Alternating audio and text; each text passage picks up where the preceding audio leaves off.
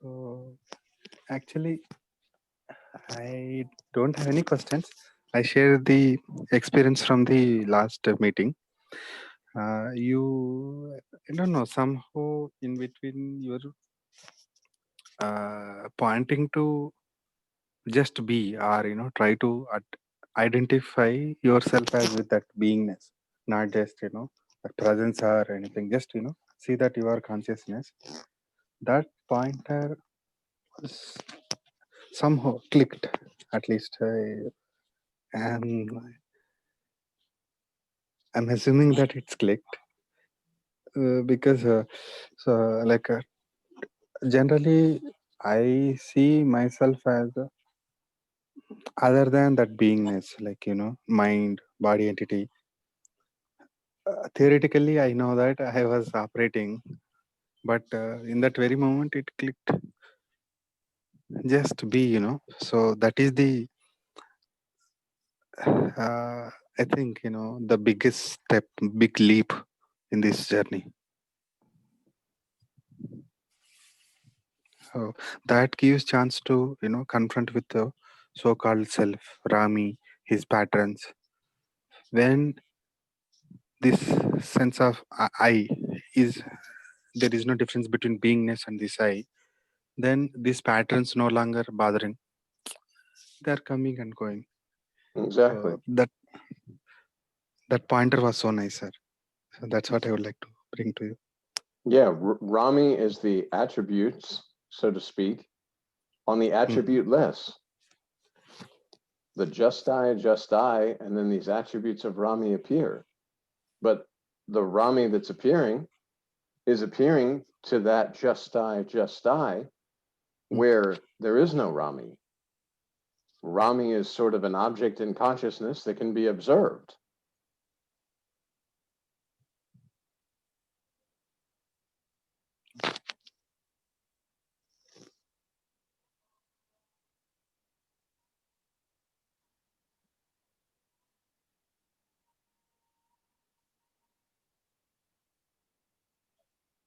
Be with you always. Yes.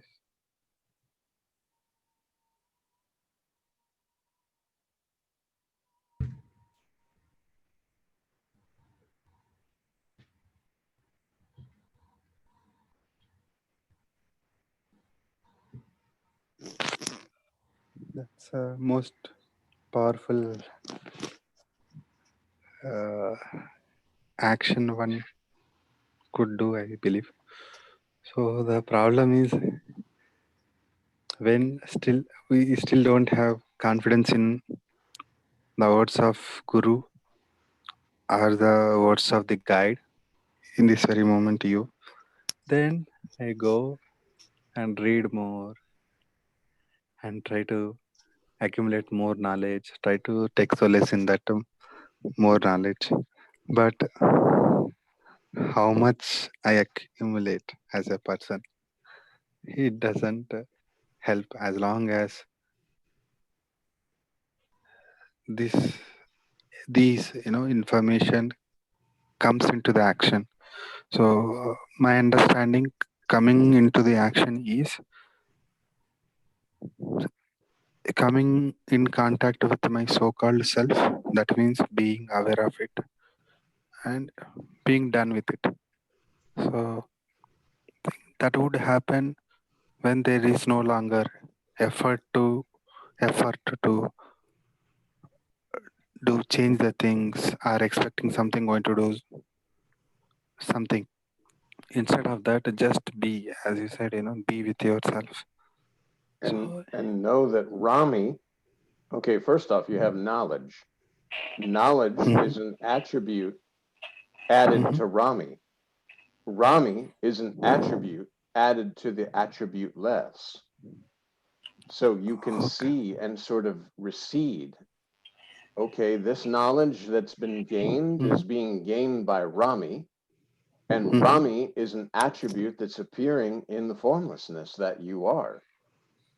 Rami is an object in consciousness that's gathering information and knowledge and relations within consciousness. just as in a dream, Rami is a character within a dream. Within a dream, this Rami character is able to act, is able to feel, is able to know things, acquire things, has a body with which to acquire objects, because within the dream, the Rami character is an object. However, the dreamer, that's formless, in which all this is appearing, Rami is just an appearance, and only for a time. John, is that the essence of, I mean, knowledge is an object too. So it may be more refined or subtle, but that's the thorn that removes the other thorn, right? Because when Rami's talking about just being, or when I have that experience of just I, that's prior to, or not the experience, but what that is, my nature is prior to those, even knowledge itself, right? Yes. Knowledge would be illusion from that vantage point. Yes. Okay. Yeah, because knowledge came along with the body. You can't have any knowledge without having a body. So this body that you are not is able to acquire knowledge, but knowledge only from the body-based illusion, the consciousness, or the body-based existence, the consciousness. That you are is not in that. You're prior to this. This beingness, this just I, you know this, but you only know this through the body form. Otherwise, there's no knowing, because there's nothing other. The experience of otherness can only be through the illusion of body and existing. That's why they say even this I am is not true. Because that knows you exist, exists, but as soon as you know you exist, then this entire dream world that we call waking world is created. Just like when you lay down at sleep, you're sleeping, you're in deep sleep and you have no knowledge of yourself, no knowledge of anything. You, for all practical purposes, don't exist. And yet, of course, you do exist, because when that feeling I exist mixes, the consciousness explodes and a dream world is created. And then within that dream world, you see a world. You see from the perspective of being a body in that dream world. And yet, you know, when you wake up, none of it was true, because you're laying down sleeping. You haven't moved. And yet in a dream, maybe you were running and sweating. Maybe you were thirsty. And if you were thirsty before you went to sleep and you dreamt that you were thirsty and you drank in your dream, you'd still wake up thirsty, because they're not real. Nothing that's occurring inside the dream is real. That's why I think Sri Ranjit Maharaj says if you murdered cows in your dream, which is considered a great sin in India, and then you wake up, you're not guilty of any crime. It was a dream. And in this body-based illusion, once the body can no longer sustain the essence, then you, quote, wake up back to your normal state. You're no longer having this body-based illusion or this feeling of existence. And yet, you are. And this is how Maharaj talks about, knock, knock on the door. Who's there? Nobody's there. But somebody had to be there to say, nobody's there.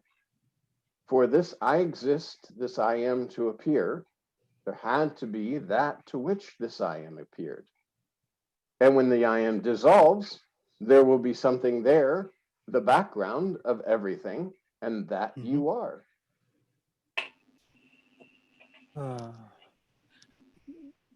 But no effort would take to there, right? Well, again, Effort in the sense. Go ahead. No, go ahead. Effort in the sense, I don't know, maybe studying more, studying this book, that book, analyzing the concepts. That is still knowledge.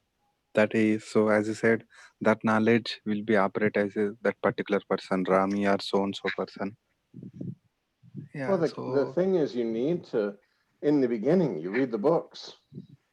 And Mm-hmm, in the books, it says you're formless, you're mm-hmm, prior to all experience, you're not mm-hmm, body. That's why Maharaj says all the spiritual books of all the masters in all the libraries can be summed up, except your selfless self. There's no God, no Brahman, no Paramatman, no master, nothing is there. Now that's the news that you've heard, which you now mm-hmm, must investigate. Master says, spend some time with you, investigate. Are you this body? You've been told you're not. Now the investigation is for you. If you're earnest and you're looking, like Sri Nisargadatta Maharaj, he said, after his master said, you're not body, you're mm-hmm, formless, then he spent all his waking moments. He still did his job, didn't like quit his job and all this. He still did his job, but mm-hmm, remained with this I am, this I am. He wanted to know this. Every waking minute he spent with this I am. And like he said, and within a few short years, he realized his true nature. The same is mm-hmm, for all of us. We hear this news. The masters have experienced it. Only how do they say about experiencing? Because they were told this good news and they investigated for themselves. Then they say, ah, so that I am that. And that's the natural course. It's not natural to gain knowledge and to try to be knowledgeable and to try to speak knowledge. This is all an egoistic kind of power trip thing. The mm-hmm, truth mm-hmm. is, you've heard the truth, you've read the books, now you investigate. Oh, so that I am that. Now it's finished. Okay. And then you say, well, what about my daily life? What should I do about this? Well, wait a minute. You know yourself in a real sense, then you know you don't have to worry about these things. Other than, like Maharaj says, do your job, do your duties. Whatever's in front of you, do this. Be a very good family member. Be responsible. Do what you're doing and know that there's no deed, no doer. Just remain with your selfless self. Mind doesn't trouble you anymore because the mind is always giving you information about the world that you know is not true. So you remain with yourself. And like we said, the attribute of Rami has appeared that to that which has no attributes. And all of these other attributes have appeared to Rami. But Rami Mhm. itself is an attribute. And all this can be discarded. Okay, sir.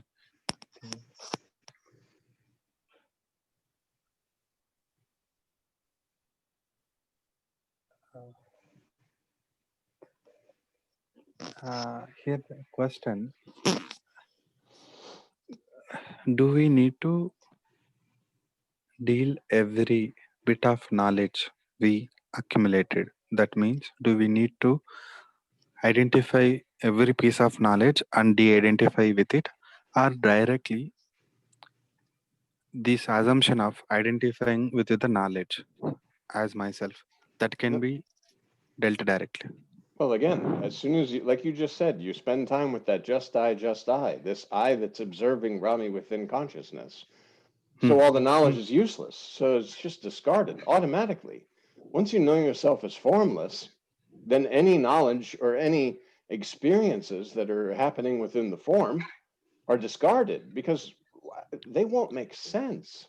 Like yeah, yeah, you were correct. saying, okay, I can remain with myself. I know myself. I feel this. And I know this Rami is just an appearance within this. So Mhm, now when something is appearing to Rami, okay, Rami is appearing to you, and this something that appears to be happening is appearing to Rami, and you're twice removed, as Nisargadatta Maharaj says, the neighbor's child is having some mhm. experience. Okay, it's a experience, but it's not so affecting you.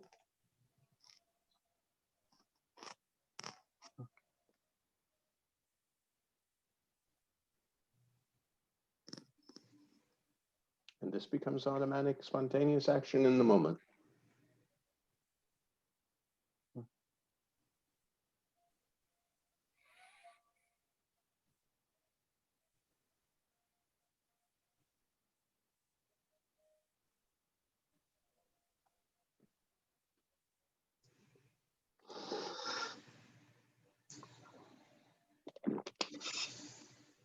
Thank you.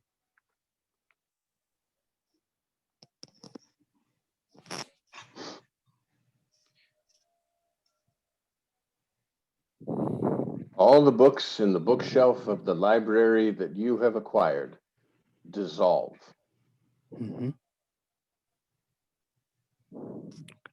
To dissolve. Okay. Okay. But you don't have to do it just by knowing yourself in a real sense. It's finished. Just as if you were in a dream and you had acquired all the knowledge and all these. Let's say you have a treasure map in your dream. Mm-hmm. When you wake up, what value is this treasure map? Yet within the dream, you may have been many days looking for this treasure on this map, and maybe you even found it. But when you wake up, Mm-hmm. what was it? Nothing.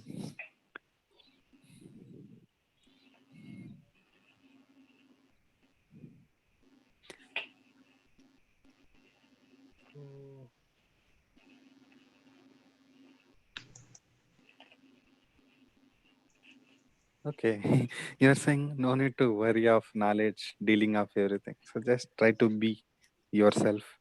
Yeah. That's all. And still, you can read the books, it's fine, but you're not acquiring knowledge with these books. You just, if you're using the books, maybe you read a little bit of before you go to bed at night. That's fine. You're basically the projection, recognition in the projection. Like Maharaj says, it's my story. So I'm reading, I'm enjoying, and then I close the book. That's it. But I'm not reading and then saying, okay, so if this master said like this, and that Mm-hmm. seems to be other than what Ramakant Maharaj has said, and I'm supposed to trust Ramakant Maharaj because he's the master, but yet Nisargadatta Maharaj is Ramakant Maharaj's master, and he says this. What exactly does that mean, and how is it different? It's not different. Okay. I laugh because you just described like a lot of my thought patterns around that type of stuff where I'll be like, oh, when Nisargadatta said this, and at the end, and now I'm laughing because I remember even reading in Selfless Self, where Ramakant's basically just saying, he's admitting that they're just trying to use different approaches to point to the same one, to the same to the same self. And I find that my brain, I mean, I'm a writer too, so it doesn't help things, but you get hung up on all the nuances and those words. But I've noticed lately, really settling down with some of this stuff. I think one of the greatest gifts for me is the a bit a loosening of labeling, both like externally and especially around what selfless self or awareness or whatever the pointer may be. Not really having an attachment to that anymore, which for me had been a kind of like a painful hurdle, because I'd be like, well, what is this awareness, and like this obsession over this thing that really is only to be used in the, like, for this now, like conversing, because I don't sit there and think, to be that I'm present, like, Exactly. it is what, it's just me, like, Yes. yeah, it's I understand now, I think more of when they refer to like radical freedom, because it's unconditioned, but also so someone else pointed out a while ago, I remember reading, unconditioned but unconditional, because it's not concerned. Jordan's concerned with the mind is concerned with the how the movie's appearing and what character's doing what and what trauma happened and this and that, and then it's like, what a gift that what I am is the screen, and the screen is imperturbable, or yet contains it all. Yes. It's just, Knowing yourself in a real sense explodes all concepts. No concept can stick. You're formless. Like we talked about hanging a concept on a hook. There's no hook to hang a concept. You're formless. And even like you said, you was talking about awareness or this or that. Nisargadatta Maharaj gives a good example of, you have a name to find someone. Once you find them, you don't need that name anymore. There they are. And so in the same way that you're looking for yourself, so to speak, once you're Oh, so that I without anything, and you spend some time, just spend some time with yourself. Selfless self-intoxication. And you don't need to name this anymore. You don't need to name that you are. You are that. And there's no need even to say that. The only reason we're using words is because we're in the body-based illusion. And we need to use words to describe things. But you're not a thing, and you're prior to the first word.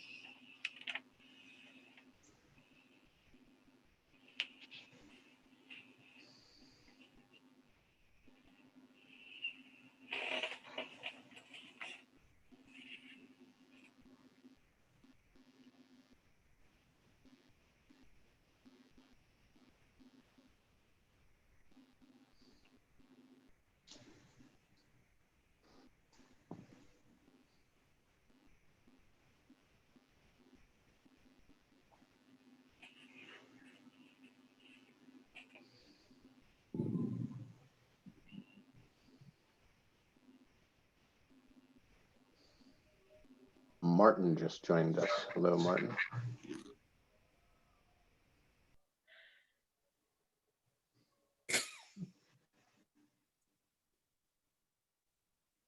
Welcome, Martin.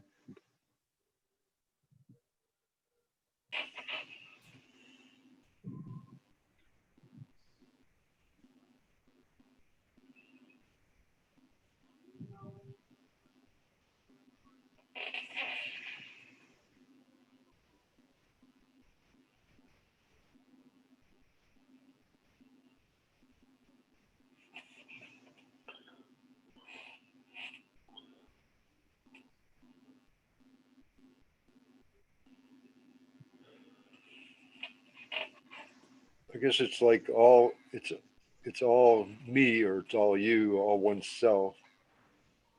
So as soon as you use language, it implies that there is something other. Yeah, as soon as you know yourself existing, it applies otherness. The illusion of duality is born through I exist. And in that second of I exist, all of this is created. Not knowing yourself as anything because you're everything. And we can't really even say, you can say everything, nothing. And that's why Sri Ramakant Maharaj says, everything came out of nothing. Everything dissolves back within nothing. In between, there appears to be something. And that something is what we call what we're doing and experiencing right now, this body-based illusion of existence. But it's nothing. It's not like language is hanging around somewhere with its own existence, or uh, you know, you, you get an idea and you think the idea might exist somewhere, but it can't be anywhere else but you. It can't be anything else but you. I guess, you know. Well, and all words came along with the body. And Maharaj uses the example, prior to beingness, did you know about any words?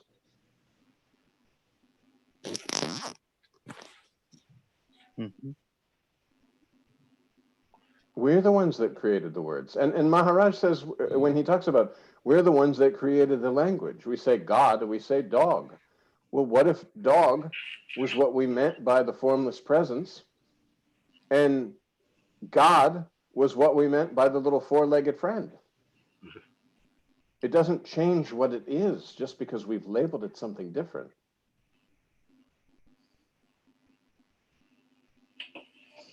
We want to label. We have the desire to label. We use words because in the body-based existence, there's communication. Because you have a body that can communicate. It can, the formlessness can't speak. So the speaking is occurring using the form. The wrong perception is, I am speaking.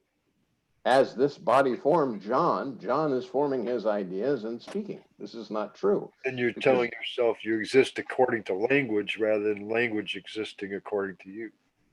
well, and just as in a dream, you and I would be having this conversation, and it would seem like we're two separate, if you're dreaming that we're having this conversation, it would seem that there are two people conversing.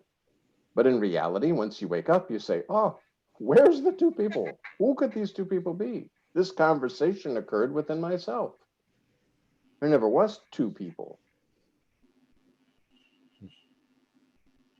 That's a little tough to get used to, but Yeah, even in arguments, imagine if you're dreaming that you're arguing, fiercely arguing your point with someone else, and then you wake up and you realize, oh my God, that was just a dream, but it seems so real. And the argument was, I know I was right, actually. and yet it occurred within your own self, formlessly. The dream consciousness created an experience of you arguing with someone, and you each had separate views, and you were debating or arguing this point, but it was all your own self. somehow sometimes I think it's like running itself or something without without me doing it or something. Yeah, there is no doer. There's no doer, there's no deed, because you're formless. So And like, again, going back to the example we were talking about with Rami, John is an attribute on the formlessness. John, personality and person, is an attribute on the object of John. And John's knowledge is then an attribute on this idea of John gaining knowledge. And yet you're formless.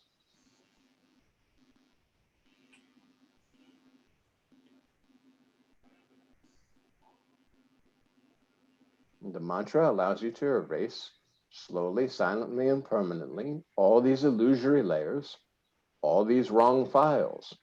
The wrong files are all these attributes that have been attributed to you when you are formless, attributeless, and all of these attributes have just appeared.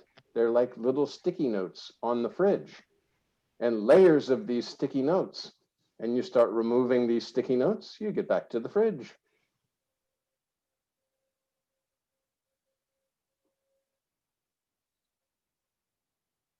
I still get in arguments with people over things, and I guess it's because I have some kind of investment in thinking that I know a right way. Yeah, well, as long as there's a you, you'll see others. Once you know yourself in a real sense, others disappear. And yet again, you may want to, at work, you're not just going to lay back and be like, oh, okay, whatever you feel like doing. Hey, Keith, we're going to cut your hours down to 1 hour a week and you'll barely be able to live. Oh, that's okay. I'm formless. All's well. No, because you'll say, hey, you'll know it's an illusion and nothing's really happening. But at the same time, spontaneously in the moment, hey, please don't cut Keith's hours down to 1 hour a week. What can I do? What do I need to do? Or Keith says, perhaps we look for a different job. Yeah. It's all within the bubble of illusion, the bubble of consciousness, just like a dream. But while you're having this body, that's why Maharaj says, don't just sit like a lump or be like, okay, give me food. No, you have to work and earn your food and do these various things while you're holding this body. But at the same time, you know it's not true. Yeah, like I did get a little sense of that. Like I was in an intense argument with my girlfriend, and but then I was also kind of, like, I was also feeling somewhat. Well, I was going back and forth, sort of, from being very involved with the argument, and then, but also I was feeling some detachment from it too. Like this is not. It's like I can see all this going on, and it's just going on, and I could feel like a certain amount of freedom from the argument at the same at the same time, and it loosened up. I was became less argumentative when I Of course. saw that. And even a lot of times, the quickest way to eliminate this sort of thing is to view yourself as the space in which these two people are arguing and concentrate on the space. This is very simple because there's two people, you're with your girlfriend, you're arguing, or even like, see, as a guy, you may say, okay, she has an idea to do it this way, but I know it should be done this way. Well, keep quiet, be the space, knowing that you're the same. The space which is in that body is the same in this body. They're having good ideas too because it's all one idea. It's only one presence in every being. So you look at the space and then let her have her idea or her way. You don't have to be so rigid and because when there's a you, there's others. But when you're free, you have freedom without the concept of freedom. Allow everybody to be as they are because they're all your own self. Pay attention to the space in which the activities are occurring, knowing that what's the outcome wrong other than your girlfriend might really appreciate, wow, look at you, you're like so cooperative or whatever and this and that. It's, But it's all a scene. It's just a scene. The scene comes and goes. If you pay all this attention and you have a dog in the fight, so to speak, because I am somebody else and the wheels start turning and the thought stream starts going and you really feel like you need to make your point known, no, pull back. Just observe the space in which this whole thing is happening. And know that it's just a dream. It's just the same as a dream. You're the formlessness in which all this form is appearing and disappearing. So why get caught up in the form? it's possible the selfless self in her or whatever might pick up on, in a sense, pick up on your being selfless. See, this is again in a body-based concept. You're thinking that your mind is separate from the mind of the body that you're speaking to. But this is not true. So you believe because I'm this person, I have these individual thoughts. This is not true. It's a scene. That's why I'm saying you remain with your selfless self. As Maharaj says, be with you always. And the easiest thing, okay, look at the space in the room. There's two objects and they're speaking, but it's not me speaking or her speaking. Speaking is happening. Movement is happening. And you are providing the energy and the power for these objects to be moving around within you. Observe through the two objects that are moving around within yourself.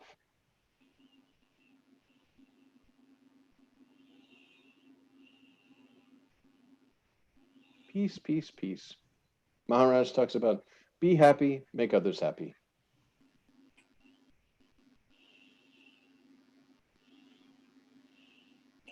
So I think we're at our time. I'm sorry? I think we're at our time now. Okay, good, good, good. Okay. Excellent. Thank Oh, you. no. Aren't we now closing 15 minutes earlier? Well, no, because you weren't here in the beginning. You were a little bit late. That's okay. Oh. Kathleen and Trish have some other place to be. So for the next couple of weeks, we'll be going 7:15 to 8 o'clock. Okay. We are moving 15 minutes earlier. Okay. Yes, yes. Yeah, Thank sorry you. about that. Jai that's Sadguru. Didn't know it when we got involved. Did not know it or wouldn't have done it. It's all good. No worries. Sorry. Yeah. No, It's good. Nothing's no happening. problem.